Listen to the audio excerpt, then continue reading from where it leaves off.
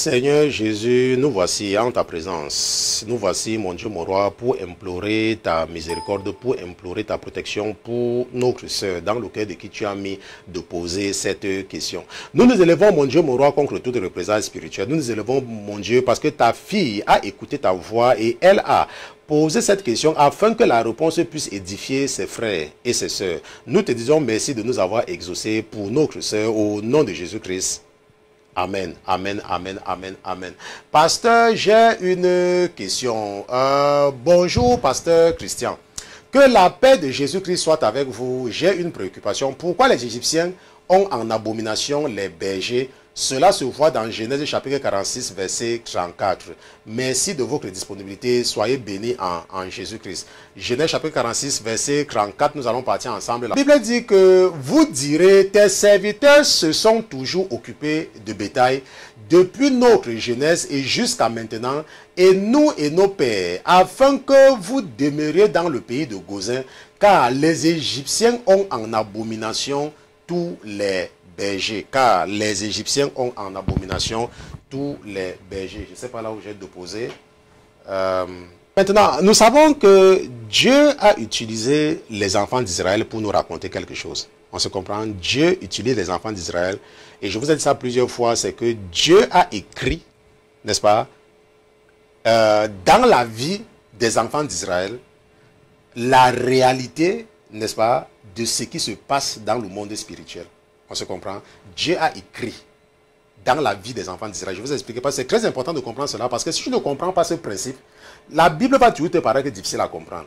Okay? Il faut savoir que Jésus, à un moment donné, voulait nous aider. Nous qui sommes la génération choisie. N'est-ce pas? Nous sommes la génération choisie. Dieu a donc voulu, n'est-ce pas, préparer son église à un certain moment et a su que comprendre sans voir, ce n'est pas évident. Comprendre sans voir. Il s'est donc arrangé pour qu'il y ait des pauvres. Il s'est arrangé pour qu'il y ait des riches. Il s'est arrangé pour qu'il y ait des boiteux. Il s'est arrangé pour qu'il y ait des handicapés. Il s'est arrangé pour qu'il y ait tout ça pour que, lorsqu'on te parle de la richesse, que tu puisses comprendre, parce que tu as vu quelqu'un qui est riche. Lorsqu'on te parle de la pauvreté, tu puisses comprendre parce que tu as vu quelqu'un qui est pauvre. Lorsqu'on te parle de quelqu'un qui est manchot, que tu puisses comprendre parce que tu vois quelqu'un qui a seulement une seule main. Est-ce qu'on se comprend?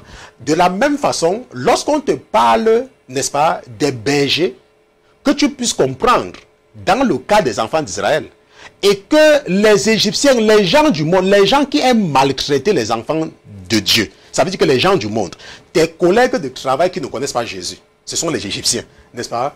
Les membres de ta famille qui ne sont pas nés de nouveau, ce sont les... Parce qu'ils passent le temps à te persécuter. Ok, c'est le mot que je cherchais, n'est-ce pas? Ce sont les Égyptiens. Et un berger, c'est quelqu'un qui s'occupe du troupeau. C'est quelqu'un qui aime s'occuper du troupeau. Ok? C'est quelqu'un qui aime se soucier, n'est-ce pas, des autres. N'est-ce pas? Tu lui donnes un troupeau, il s'occupe de cela. Un berger. C'est pour ça qu'on dit que Jésus dit que je suis le bon berger. Et la Bible dit que les Égyptiens ont en abomination tous les bergers. Les gens du monde n'aiment pas. Est-ce que tu comprends maintenant? Maintenant, j'espère que maintenant tu as compris. Est-ce que tu comprends? Maintenant tu as compris. N'est-ce pas? Parce que nous les chrétiens, nous avons, quand tu es un chrétien, tu peux toujours t'occuper des gens. N'est-ce pas? Tu peux toujours, tu es hospitalier, n'est-ce pas? N'est-ce pas? Tu te soucies des gens. Les enfants de Dieu se soucient des autres. N'est-ce pas? Par exemple, le pasteur Christian pouvait utiliser son temps pour faire n'importe quoi, mais il prend son temps pour vous enseigner. Pourquoi? Parce qu'il se soucie.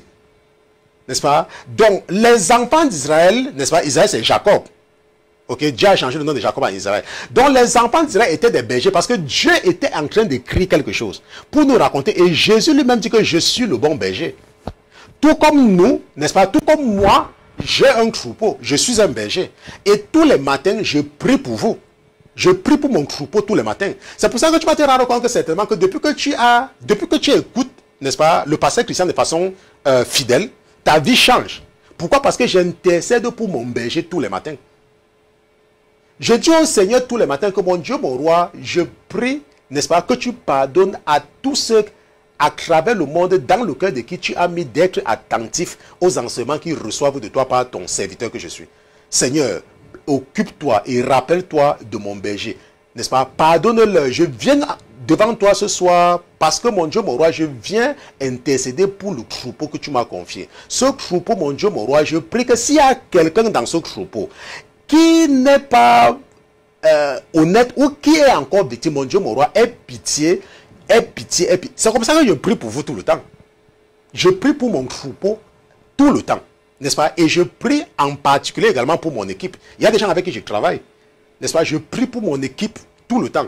Que ce soit ceux qui s'occupent, n'est-ce pas, de notre, de la sainteté TV, la sainteté FM, n'est-ce pas? Jésus-Christ la solution et tout. Je prie pour mon équipe tous les jours. Il n'y a pas un jour qui passe sans que je n'intercède pour mon équipe. Donc peut-être si tu es peut-être dans mon équipe ou alors tu travailles avec moi d'une façon ou tu me suis de façon et tu te rends compte que ta vie a changé, c'est parce que tous les jours je prie pour vous. N'est-ce pas? Pourquoi? Parce que c'est ça un berger. Un berger a un troupeau.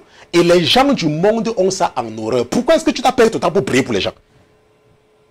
N'est-ce pas? C'est ça.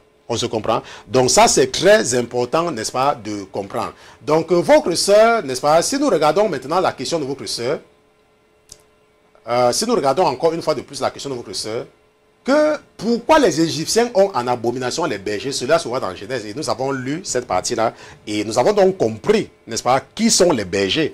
Et nous avons compris que les bergers, n'est-ce pas, ce sont les pasteurs. N'est-ce pas? Un pasteur, on appelle un pasteur, c'est un berger. Parce qu'il est responsable d'un troupeau.